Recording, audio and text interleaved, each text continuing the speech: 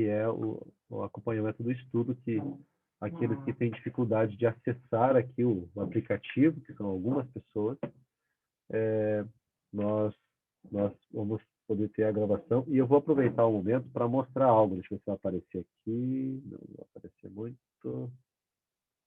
Tá. Eu vou mandar depois uma imagem, tá, do que talvez alguns estão tendo dificuldade em acionar o áudio, né,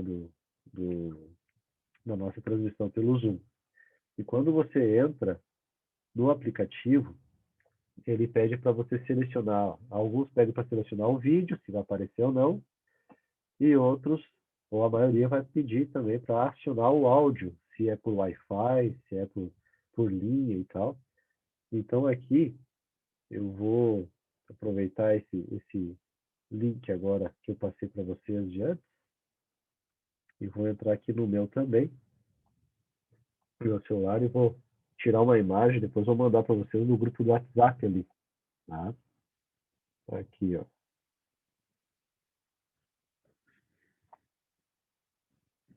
Depois eu consigo acionar ali e mandar. Ok. Bom, gente, hoje o nosso estudo é o terceiro estudo e nós mencionamos ali sobre a importância da família. Então, o nosso estudo hoje ele está focado aí nos princípios da família, do casamento, da importância, né, que Deus dá ao núcleo da sociedade, que é a família. Então, para que o nosso estudo dê certo, nós vamos fazer aqui uma oração para começarmos a mexer na palavra de Deus e a gente interagir com esse estudo tão importante. Vamos orar? Vamos fechar nossos olhos. Vou fazer aqui deixa eu ver se a irmã Yolanda, você consegue, de repente, fazer essa oração para nós, Yolanda? Não sei se vai funcionar o teu áudio.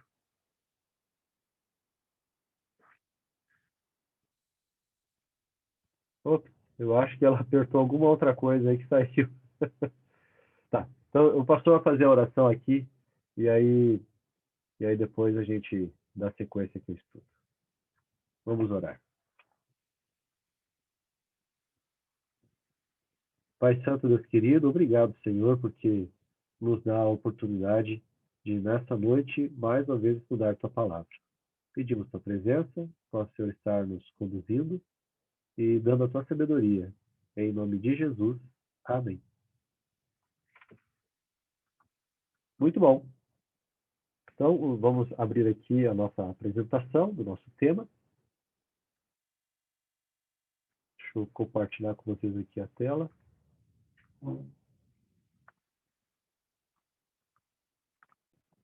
Muito bem. Então, aqui está a nossa telinha do estudo. Deixa eu só aumentar aqui um pouquinho a imagem.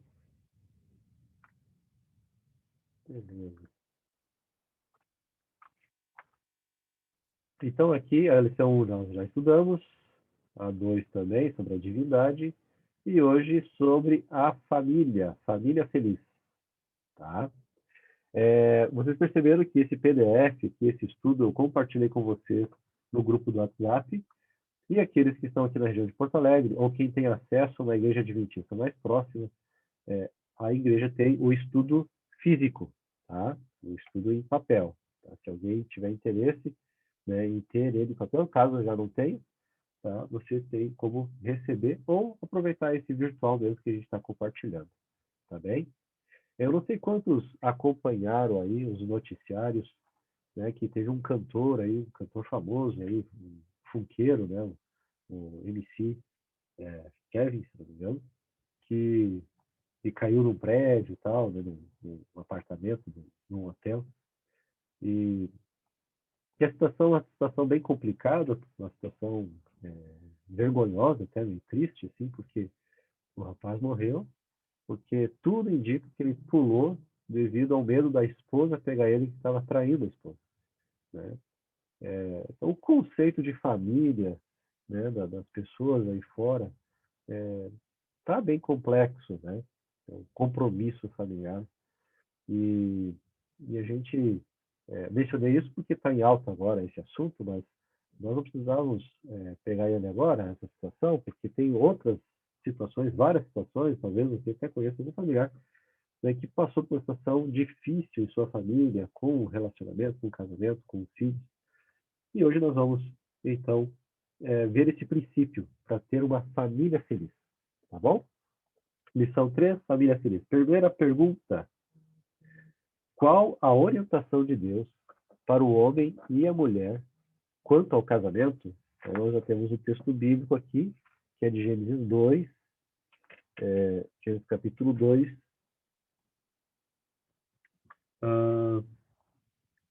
o verso 18.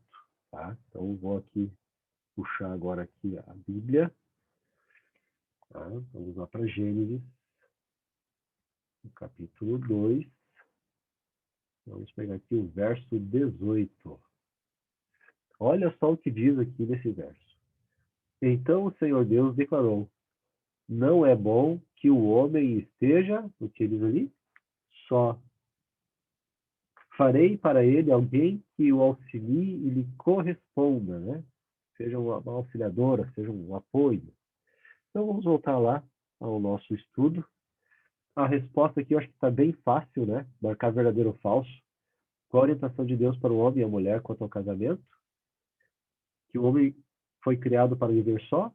Esse aqui é falso, né? O verdadeiro está aqui, ó. O companheirismo de amor no casamento é melhor que a solidão. Então aqui a gente marca, deixa eu acionar aqui minha canetinha. Vamos voltar aqui.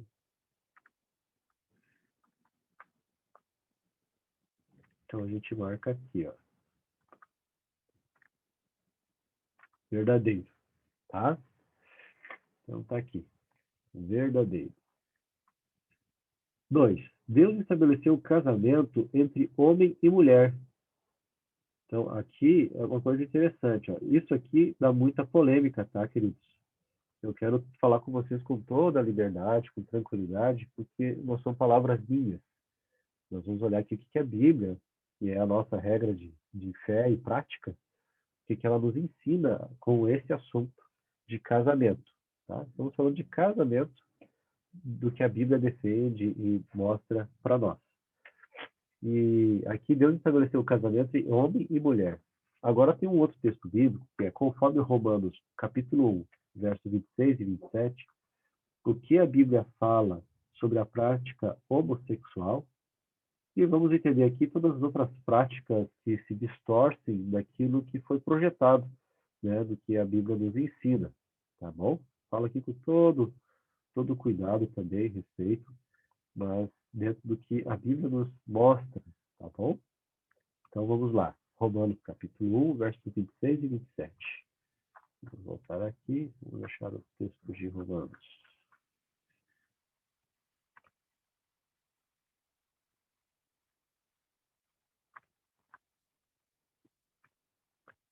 Romanos capítulo 1, versos 26 e 27.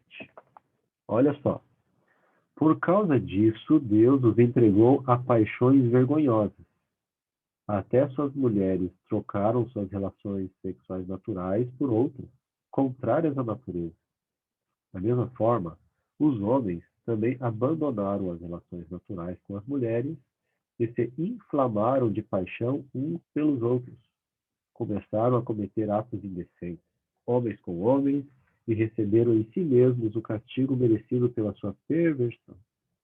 Então, existem outros textos do Antigo Testamento, em Levíticos, que nos fala também nessa mesma linha, de que Deus ele não aprova esse tipo de conduta, ok?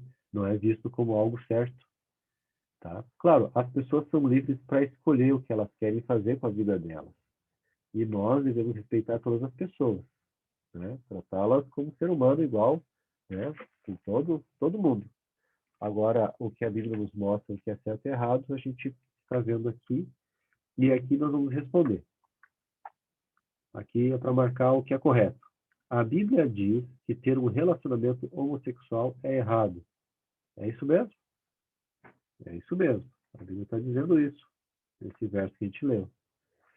A Bíblia não ensina nada sobre o assunto, deixando cada pessoa livre para fazer sua própria escolha. Não, isso aqui não é verdade. A Bíblia ela dá uma orientação, tá?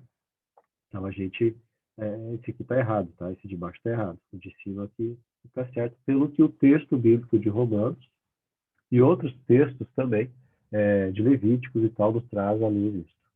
Aqui tem um comentário que diz assim: o casamento instituído por Deus é heterossexual, entre homem e mulher. Monogâmico. Tá? Isso aqui é uma outra coisa interessante. Ó. Ele é para ser um homem e uma mulher, não são vários homens ou várias mulheres. Tá? É vitalício, né? Para durar até que a morte separe. Este modelo é definido em toda a Bíblia. Mateus 19, 4, 5, João 2, 1 a 12. Inclusive, esse texto de João aqui, tá? É onde Jesus fez o seu primeiro milagre após o batismo, tá? As bodas de Caná. João capítulo 2, 1 e 12. Tá bom? Então aqui tem essa luz para nós com esse respeito. Ok? Vamos em frente? Terceira questão. Segundo a Bíblia, a partir de que momento o casal pode praticar, né, o ato sexual? E aqui Marcos, capítulo 10, 7 a 9, ele nos dá luz sobre isso. Vamos ver esse texto aqui. Marcos 10, 7 a 9. Vou colocar aqui na Bíblia. Marcos 10, 7 a 9. Por essa razão, o homem deixará pai e mãe e se unirá à sua mulher. Ó, presta atenção nessas duas partes aqui. Ó. Por essa razão, o homem deixará o pai e mãe e se unirá à sua mulher. Veja que aqui denota um ar de compromisso. Os dois se tornarão uma só carne. Então, essa aqui é uma expressão conectada ao aspecto físico, mental e espiritual. Assim, eles já não são dois, mas sim uma só carne. Portanto, o que Deus uniu, ninguém o separa. Quando estava em casa, novamente, os discípulos interrogaram Jesus sobre o mesmo assunto. Veja, aqui é a linguagem de casamento, queridos. Tá? Essa expressão aqui, portanto, que Deus uniu, ninguém separa, é uma linguagem de casamento.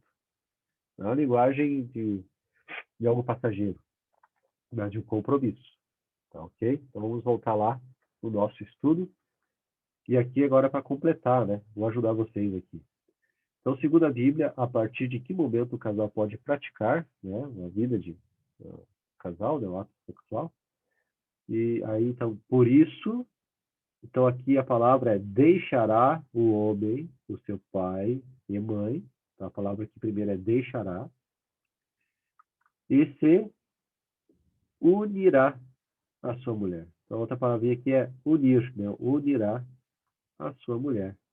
E serão os dois uma só carne, de modo que já não são dois, mas uma só carne. Ok? Então, a primeira palavra, deixará. A segunda, unirá. E a terceira, uma. Ok? Bem fácil essa parte, bem tranquilo. Tá? Então, segundo a Bíblia, é no casamento. Tá? Casou, isso é dentro da sagracidade do casamento, da união do casal. Aqui tem mais um comentário. A bênção da sexualidade é restrita ao casamento entre homem e mulher. Deixar os pais se unir à esposa é uma alusão direta ao casamento e à formação de um novo núcleo familiar.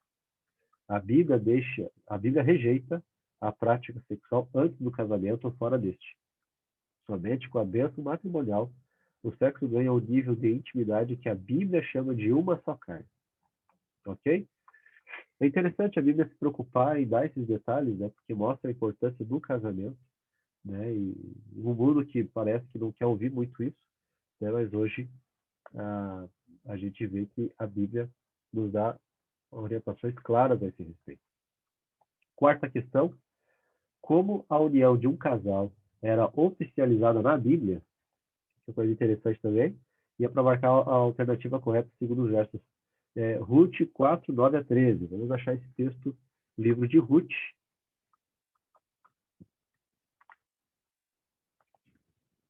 Ruth.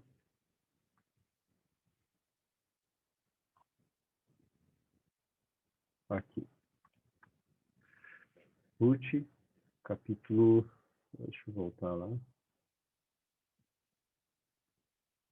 4, 9 a 13.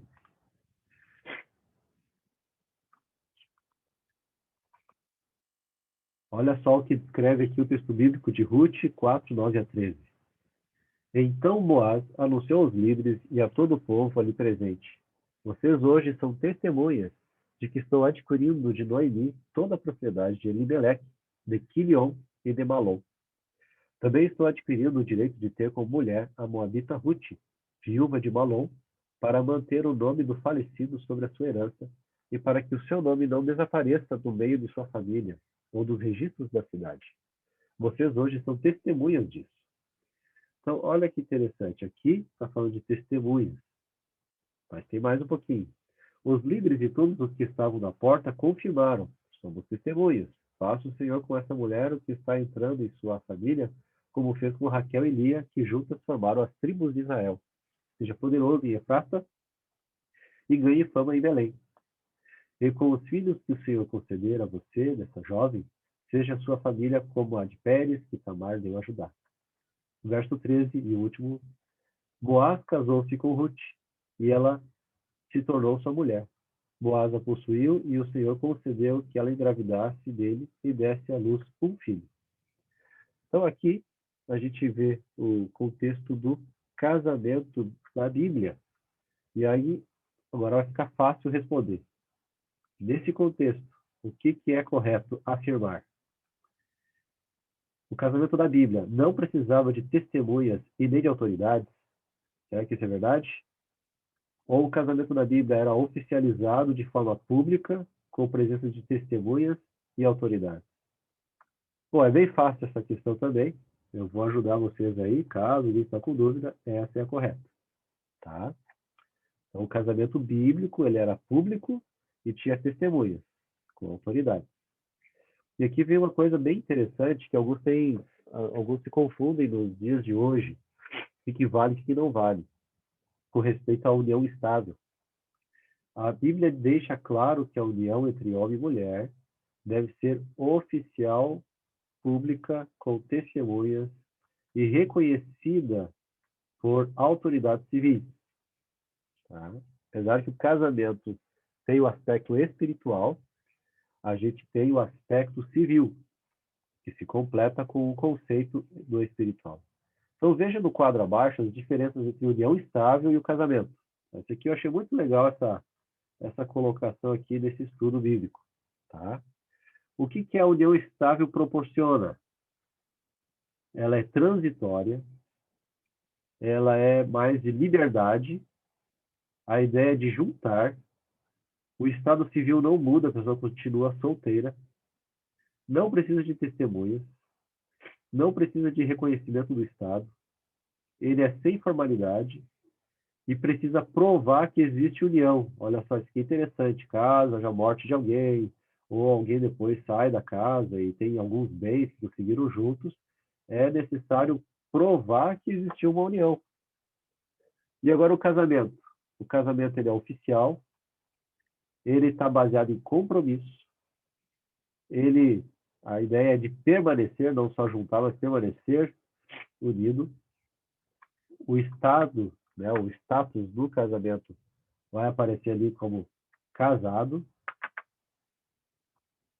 Precisa de testemunha, união reconhecida pelo Estado, reconhecido por um juiz de paz, aqui uma autoridade, né? Possui direitos sem precisar de prova, porque o casamento em si já é uma prova. Então, aqui a gente vê, né, esse aspecto importante, né, do casamento, diferente do união estável. Tá bom? Vamos em frente.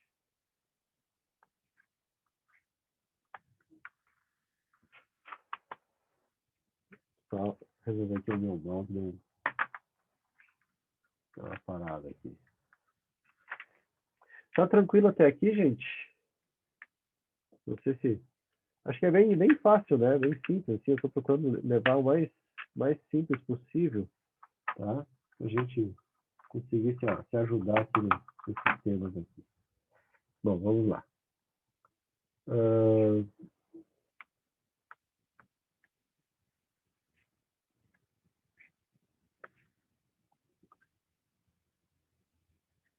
tive uma dificuldade com o meu mouse aqui.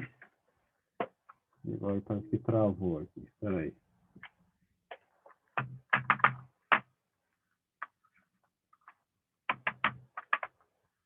Bom, vamos vendo aqui. Ó. A Bíblia, agora a questão 5. A Bíblia é clara ao afirmar que o casamento é um compromisso vitalício entre marido e mulher e de ambos para com Deus. Então, com isso, deixa eu puxar aqui. Opa, puxei demais. Agora sim. Então, agora a gente vai marcar as atitudes que ajudam a manter a união entre marido e mulher e riscar as que prejudicam o casamento. Tá? Então, aqui, Marcos 10, 2 a 9. Veja que é um texto maior, mas nós vamos ler aqui com calma, porque até hoje não tem tantas perguntas assim, então dá um pouquinho mais de tempo da gente mexer com a Bíblia. Tá? Então, Marcos, capítulo 10. Vamos ali em Marcos.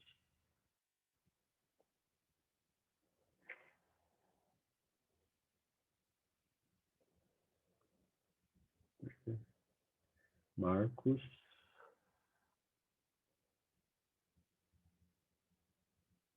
capítulo 10, versos 2 a 9. Alguns fariseus aproximaram-se dele para pô-lo à prova, perguntando: é permitido ao homem divorciar-se de sua mulher? O que Moisés ordenou a vocês? Perguntou ele. Então, eles estavam questionando Jesus ali, né, sobre esse assunto, né, do casamento. O que Moisés ordenou a vocês? Perguntou ele. Eles disseram: Moisés permitiu que o homem lhe desse uma certidão de divórcio, uma carta de divórcio, em algumas versões vocês vão encontrar, e mandasse embora. Respondeu Jesus: Moisés escreveu essa lei por causa da dureza do coração de vocês. Mas no princípio da criação, Deus os fez homem e mulher. Por essa razão, o homem deixará pai e mãe e se unirá à sua mulher, e os dois se tornarão uma só carne. Assim, eles já não são dois, mas sim uma só carne. Portanto, o que Deus uniu, ninguém separe. Muito bem. Então, esse texto agora, nós vamos compartilhar, né, ali com aquelas palavrinhas lá do estudo. Olha lá. Para circular atitudes que ajudam a manter a união e riscar as que prejudicam o casamento. Companheirismo. Companheirismo ajuda. Eu não consegui circular direitinho aqui. Tá circular. Adultério. Esse aqui é uma desgraça do casamento. Vou riscar. Comunicação. Essencial para o casamento dar certo, tem que ter comunicação. Paciência. Ou se precisa de paciência, né, queridos? Quem é casado aí sabe. Tem que ter muita paciência. Principalmente com a gente mesmo, né? Paciência com a gente. Egoísmo. Também é uma tragédia isso aqui. Tem que riscar. Aqui não dá. Relacionamento com Deus. Sem dúvida. Na verdade, o relacionamento com Deus é o segredo para a família permanecer feliz. Rispidez. Isso aqui só atrapalha. Cumplicidade. Sem dúvida. O casal tem que ser cúmplice, um com o outro. E não eles cúmplices com outros amigos. Né? A cumplicidade deve ter com o casal. Claro, com os amigos também, mas no sentido assim, a particularidade do casal é do casal. Né? Não para ser compartilhado com outros, assim, suas particularidades. Fidelidade, sem dúvida, é necessário. Tempo para o casal, sem dúvida, é necessário. Opa. Aqui.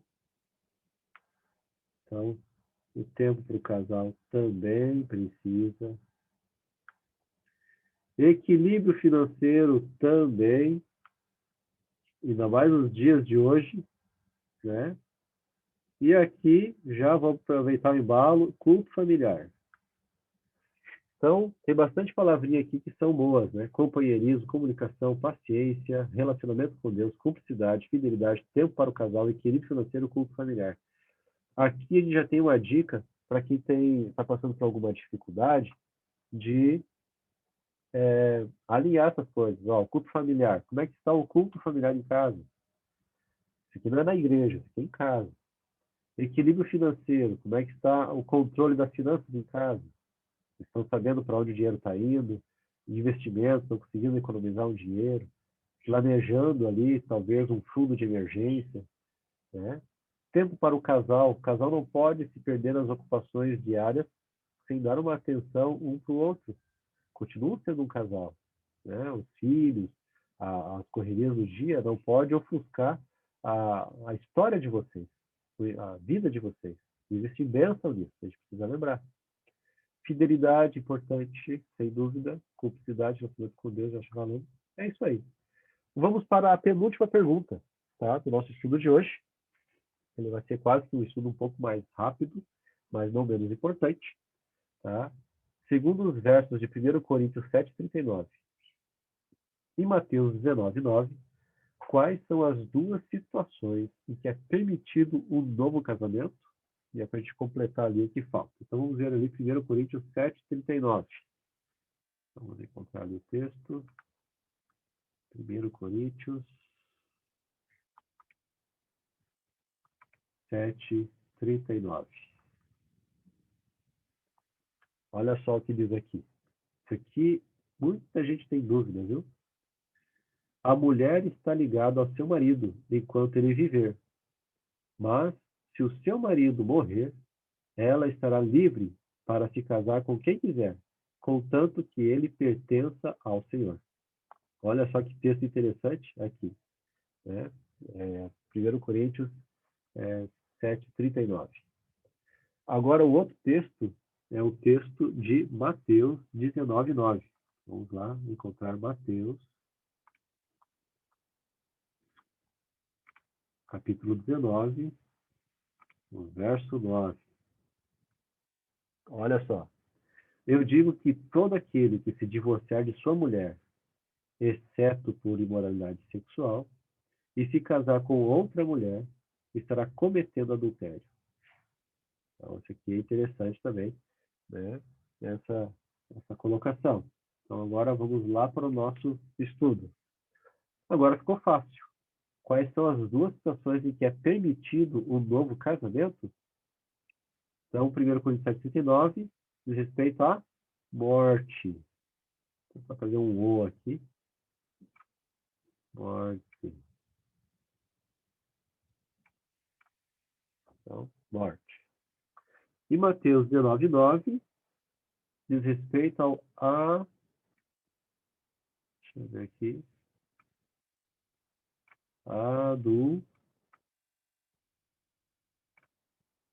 adultério.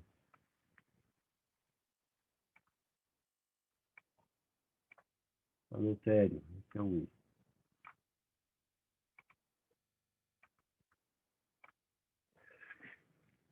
Então ficou fácil, né? Bem fácil isso aqui. E agora, por fim, 7. Criar e educar filhos nunca foi tão desafiador quanto atualmente. Moldar o caráter de uma criança é ainda mais difícil à medida que ela é confrontada todos os dias com valores diferentes dos pais.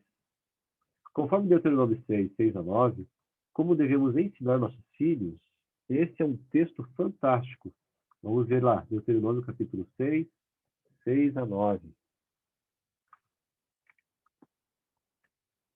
Deuteronômio, capítulo 6,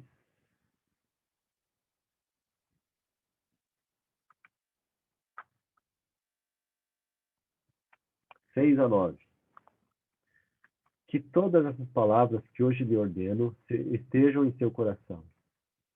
Ensine-as com persistência seus filhos. Converse sobre elas quando estiver sentado em casa, quando estiver andando pelo caminho, quando se deitar e quando se levantar. Amarre-as como um sinal nos braços e prenda-as na testa. Escreva-as nos batentes das portas de sua casa e em seus portões. Então, o que, que a gente entende desse texto aqui? Isso aqui está ligado ao que a gente chama de Shema, né? O Shema era uma oração, uma declaração, né, de que só havia um só Senhor, e então um só Deus. É interessante que essa palavra a gente já usou uma vez, né, no verso 4 aqui, ó. Essa palavra único é conectada a uma só carne, não sei quantos vão lembrar desse estudo que a gente falou no conteúdo da divindade. E a gente percebe que o casal, ele, de certa forma, é uma representação divina. Deus criou o casamento, porque no casamento se desenvolve o relacionamento, o amor. Deus, em essência, é amor. Então, ele sabia que o ser humano ia precisar de companheirismo para que o amor pudesse ser praticado. Então, quando a gente olha para a expressão único Senhor, esse único é um composto, né, de 3 seres, Pai, Filho e Espírito Santo. Está aqui os 3. É o único, uma expressão conectada a algo composto. Hoje a gente usa uma expressão parecida, uma família. Quando a gente olha uma, mas é um composto, é um com mais pessoas. Quando eu falo uma família, eu não estou vendo só o seu Eduardo, ou a dona Yolanda, né, ou a Michele. Eu vejo uma família. Tem ali 2, tem 3, tem 4. Né? Então, a família é o reflexo, ou é a extensão da presença divina. Olha só, né? A profundidade do contexto do casamento. Na cultura judaica, o homem só refletia a imagem de Deus se ele estivesse junto com a sua esposa. Então, isso aqui é muito interessante. E a gente entende também o porquê que Satanás busca destruir as famílias. Porque ele sabe que se destruir a família, ele consegue destruir a visão, a imagem de Deus das pessoas. Então, isso é bem interessante. Olha só, então voltando aqui à nossa última questão, depois tem o nosso compromisso, marcar verdadeiro ou falso, né?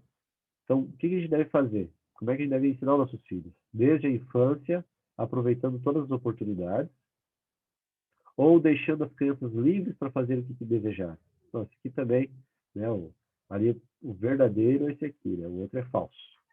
Tá? Então, esse aqui é bem facilzinho também de entender. Bom, queridos, deixa eu voltar aqui com vocês antes de vir aqui.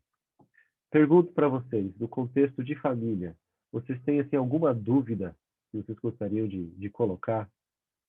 Ou escrever pelo chat, ou abrir o áudio e falar? Fica à vontade. Ou talvez alguma contribuição, né?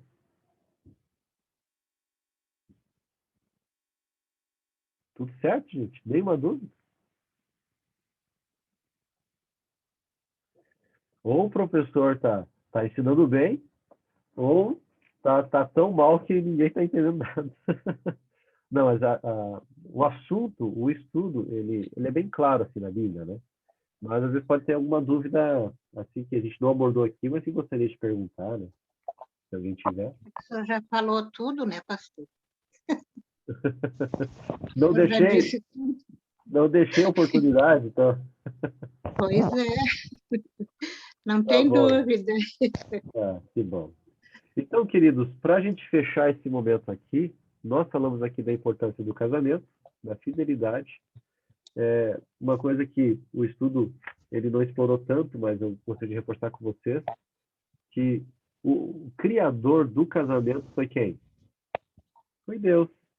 Então, Deus. se em algum momento o nosso casamento tiver alguma dificuldade, assim como a gente busca socorro quando o equipamento estraga, a gente vai para um técnico para pedir esse auxílio, quando o nosso casamento tiver alguma provação, busque o autor do casamento. Né? Ele vai ajudar. Ele tem o interesse em ajudar você a ser uma pessoa feliz no seu casamento. Por mais lutas que já tenha passado, né? Com a presença de Deus, o casal ele se fortalece. Claro que existem dificuldades variadas, doenças, problemas financeiros, dificuldades de perdoar, às vezes alguma situação do passado, tá? Mas é em Deus que você vai ter força para continuar enfrentando, né? E suportando como falei, a irmã Marilene ver que ela abriu o áudio. A irmã quer comentar alguma coisa? Não, não. Tudo Tá tudo ok. certo? Então tá Tá bom. bem tranquilo. Que bom, que bom. Conseguiu conectar o áudio, né? Tranquilo. Só oração, né? Só oração para meus filhos aceitarem Jesus, que eu faço todo dia. Tá bom? E Maravilha. Vamos orar por eles. Maravilha.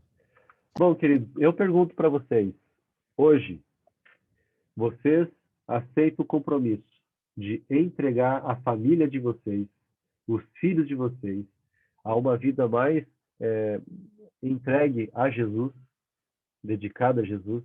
Vocês aceitam? Vocês querem isso? Então, para a gente fechar esse momento de hoje, nós vamos orar, pedindo a bênção sobre a sua família, no aspecto físico, mental e espiritual. E que você tenha sabedoria ao lidar com as várias circunstâncias, com o seu cônjuge, com os seus filhos, com as suas finanças e também com a sua saúde. Tá? E aqueles que nos acompanham depois na gravação, essa bênção também é para você, que se sinta abraçado com essa mensagem. Vamos orar? Pai amado, muito obrigado, Senhor, por nos dar a oportunidade de compartilhar tua palavra mais uma vez. Hoje, de forma mais específica, falando do casamento e também um pouco sobre a educação dos filhos. Nos ajuda, Senhor, a termos a sabedoria ao lidar com as várias circunstâncias que rondam a família, mas cremos que junto contigo, Senhor, sabendo que tu és o Deus criador do casamento, tens a habilidade de curar, perdoar, restaurar e transformar a família segundo a tua vontade. Nos dê, Senhor, sabedoria. Nos dê, Senhor, a certeza da tua presença.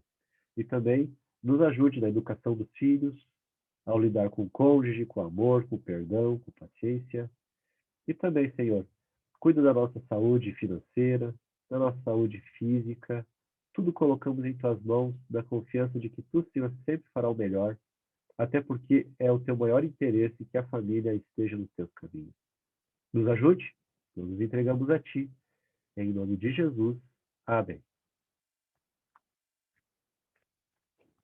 Muito bem, meus queridos. Obrigado por mais esse estudo de hoje. Tá? Hoje nós vamos terminar um pouquinho antes, né? Uns 5 minutos antes. O estudo anterior a gente terminou 5 minutos depois, então hoje estou compensando, estamos equilibrando aí o nosso tempo. E o próximo tema também é um tema fantástico, tá? Essência, né, também da Bíblia, né? Vai tratar sobre salvação. Então não perca, vamos estar juntos na próxima quinta-feira, pela graça de Deus. Tá joia? Um grande abraço, um bom restante de semana para vocês. E aqueles que estão perto aí, nos vemos no final de semana, pela graça de Deus, de alguma forma. Vá em paz, que Deus cuide de você. Qualquer coisa, estou na distância de um WhatsApp. Nosso grupo pode interagir lá que a gente ajuda. Tá joia? Uma boa noite.